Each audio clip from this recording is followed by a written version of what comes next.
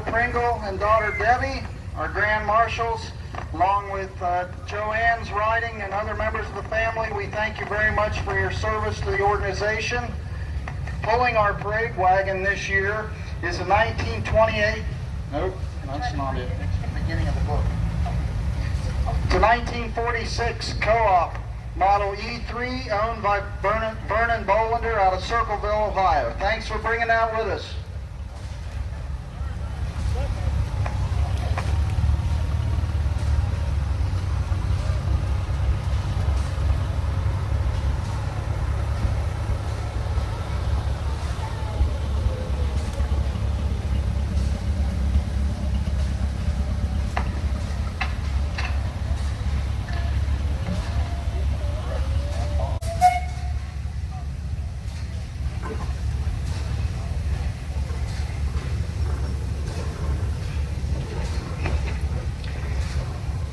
Coming up first, we have a Case steam engine. It's a 1915, and it is a 50 horsepower Case. It's owned by Bob and Linda Moore out of Harrison, Ohio. This engine was purchased from a man up in Englewood, Ohio, Mr. Ken Eulery, and that's Chase doing the operating.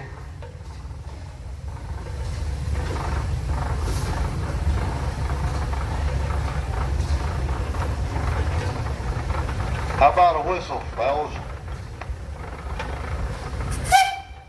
One more. One more.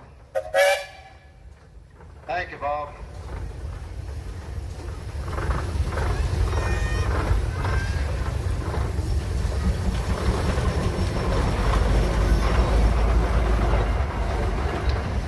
Okay, coming up next, this is a 40 horsepower Case. You notice it's a little smaller than the first one.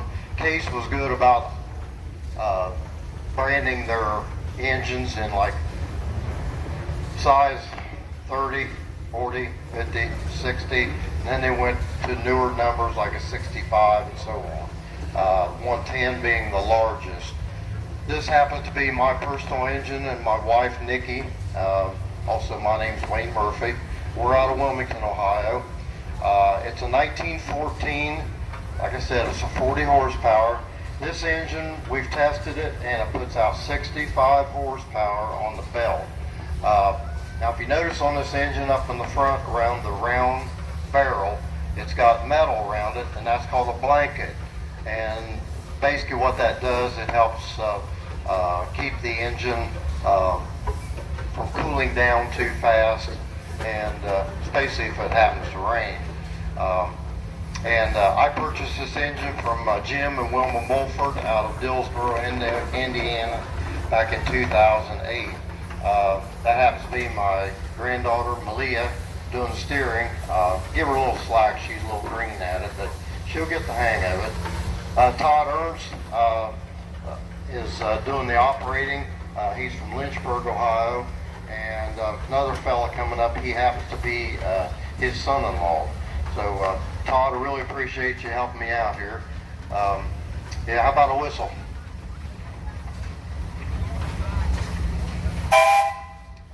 Another one. One more. Thank you, Todd. Appreciate you helping me. Okay, coming up next, this one is a Baker. This was, whereas like the Case was made in Wisconsin, Baker was made up in northern Ohio, a little town called Swanton. And as of right now, this engine is currently the oldest operating engine of Baker in existence. They just recently retired the number one, so number two moved up to the number one spot. And it's a 16 horsepower, dated 1905, and it's owned by the Besecker family of Arcanum, Ohio. And Cole's doing the operating, and Troy is doing the steering. And we really appreciate you guys bringing the engine. And also, if you notice around this engine, this also has the blanket has the brass bands that hold the metal round. And for anybody's information, inside that metal there is wood, and that wood lines that barrel and holds the heat in. How about a whistle there, boys? All right, thank you.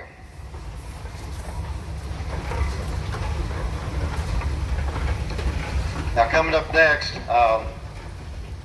this is Mr. Jim Stacy out of Wilmington, Ohio. He's a neighbor, plus his son-in-law was Todd, was the one running my engine. This is a 1924 2175 Baker. Now the 21 represents drawbar horsepower, the 75 represents belt horsepower. Now this engine is a little different. Anybody that's familiar with Baker, of course Baker's known for uniflow, and this happens to be a counterflow. And A.D. Baker was very ingenuitive on a lot of different things. In fact, if you notice the fans that we use for like the Spark show, that was designed by Mr. Baker. So, like I said, we really appreciate the fact that he was so inventive on a lot of different features on engines. Jim's doing the operating. Looks like Timmy Smith steering. Looks like Eric Smith. I think that's Jim's grandson, Carver. How about a whistle, Jim, once you get to moving?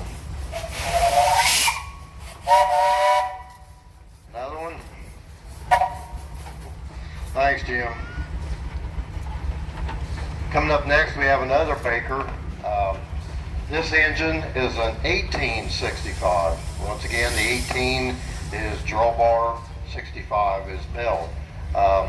This is owned by the Balkman family out of Nelsonville, Ohio, and they purchased this engine here a few years back from a family in Washington Courthouse, Ohio, and they've fortunately got this engine restored and up into operating condition.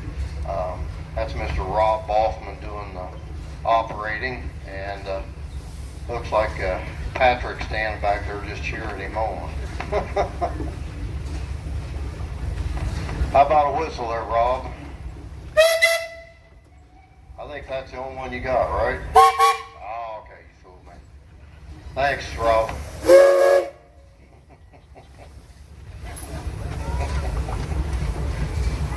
I like it when you prove me wrong. Coming up next, we've got another case. This is owned by Dave and Carol Willoughby out of Athens, Ohio. This is a 60 horsepower case, and he purchased this engine a few years back. Came out of Mount Pleasant, Iowa, and Dave likes to go out to Mount Pleasant and has a Reeves engine that he works on out there a lot. And but he's done a real good job of getting this engine fixed up to where it works real well. That's Mr. Ronnie Floria of, well, it used to be Martinsville, Ohio. Now it's Wilmington, Ohio. But anyway, appreciate you coming. How about a whistle there, Dave?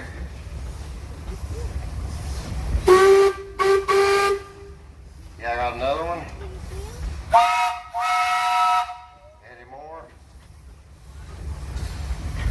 All right, thanks, Dave.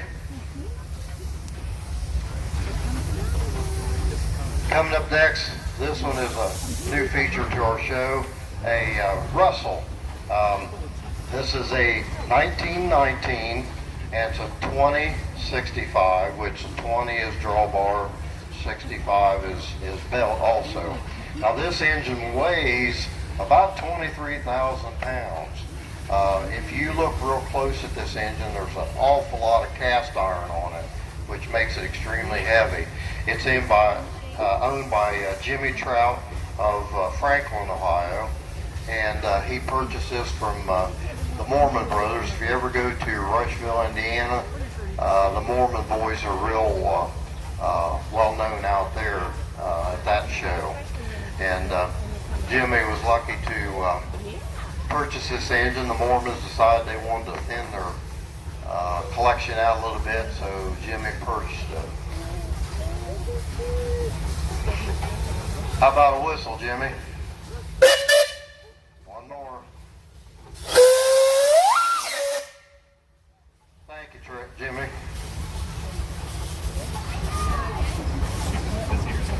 Now coming up next, this is kind of a little different engine. This engine is a Huber, and it was made up in Marion, Ohio. And it's owned by Mr. Tim Luft of Lancaster, Ohio. And we always make fun of these engines because we call them backward engines. I won't tell you the first word we use, but I'm sure you can figure that out.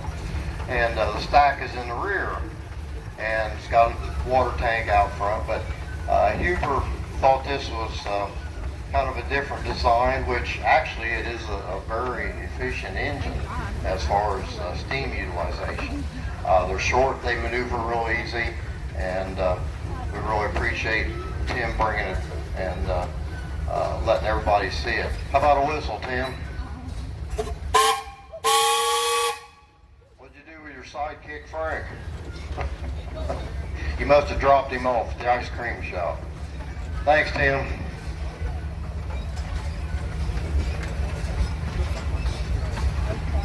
Now coming up next, this is a little different engine too. It's a Port Huron, and it's owned by Norm and Elise Kramer out of Eaton, Ohio, and looks like Mr. Kerry Countryman doing the steering.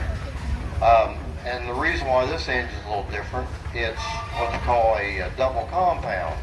And if you look at the side of the cylinder, there looks like there's two pistons, and which there is.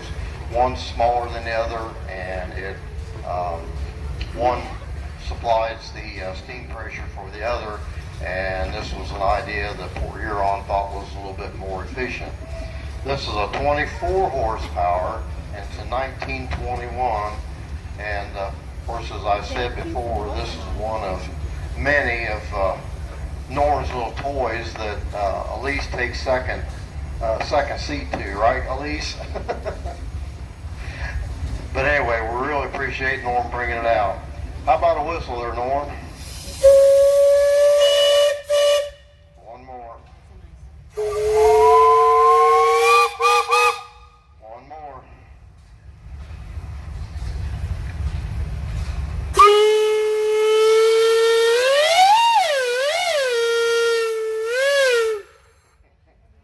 That's called a wolf whistle. Thanks, Norm. Appreciate it.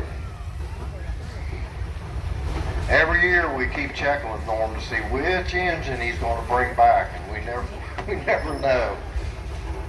Thanks, Norm.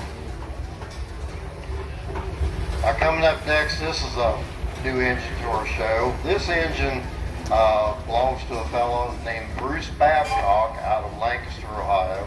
And Bruce, this engine has been in their family for a long time, and it's probably sat in Bruce's garage for probably 25 years.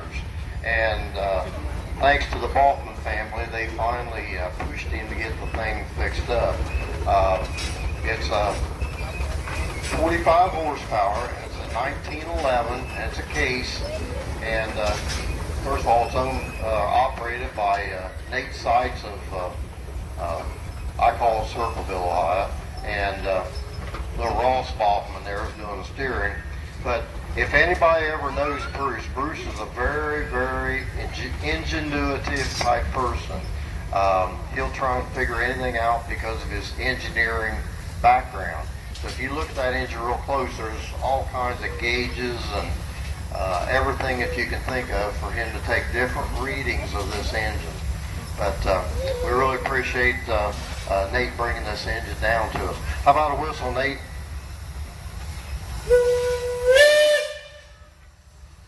Got any more? Okay. And also, Bruce would not have had this engine done if it hadn't been for a lot of friends helping him. And that's what it takes sometimes to keep these engines or get them fixed up.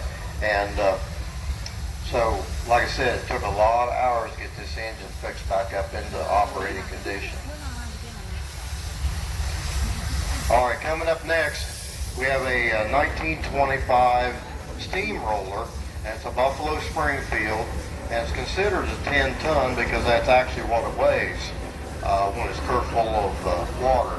And that's Mr. Jack Sites up there, and like I say, they're from Stoutsville / Circleville, Ohio.